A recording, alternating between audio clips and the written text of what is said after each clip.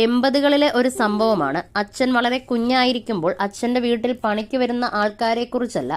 കാരണം അച്ഛന്റെ ആ കുഞ്ഞു വീട്ടിൽ അങ്ങനെ പണിക്ക് വരാനുള്ള സാഹചര്യമൊന്നുമില്ല. അവിടെ അടുത്ത് പണിക്ക് വരുന്ന ആളുകൾ ക്ഷീണിച്ചിരിക്കുമ്പോൾ അവർക്ക് ഭക്ഷണം കൊടുക്കണമെന്ന് അമ്മുമ്മയ്ക്ക് തോന്നിയിട്ടുണ്ട്. ഒരു ലോവർ മിഡിൽ ക്ലാസ് ഫാമിലിയിലാകുമ്പോൾ ഒരുപാട് പേർക്കൊന്നും ഭക്ഷണം കൊടുക്കാൻ പറ്റുന്ന പ്ലേറ്റോ ഗ്ലാസോ പാത്രങ്ങളോ ഒന്നും ഉണ്ടാവില്ല. പണമുള്ള ഒരാളുടെ വീട്ടിലാണെങ്കിൽ നമുക്ക് പാത്രമോ ഇലയോ എന്തെങ്കിലുമൊക്കെ കൊടുക്കാം. പക്ഷേ ലോവർ മിഡിൽ ക്ലാസ് എന്ന് പറയുമ്പോൾ ആകെ കഴിക്കാനുണ്ടാകുക 2 സ്റ്റീൽ പാത്രമൊക്കെ ആയിരിക്കും. അത് ഷെയർ ചെയ്തായിരിക്കും പലരും കഴിക്കും. നാട്ടിൻപുറത്ത് പണ്ട് സ്ഥിരമായി ഭക്ഷണം കഴിക്കുന്ന ഒരു രീതി മണ്ണിൽ കുഴികുത്തി അതിൽ ഇല വെച്ച് ഭക്ഷണം കൊടുക്കുക എന്നത്. എന്റെ അച്ഛനും അപ്പൂപ്പനുമെല്ലാം അങ്ങനെ ഭക്ഷണം കഴിച്ചിട്ടുണ്ട്. അന്ന് ആളുകൾ അങ്ങനെയാണ് കഴിച്ചിരുന്നത്.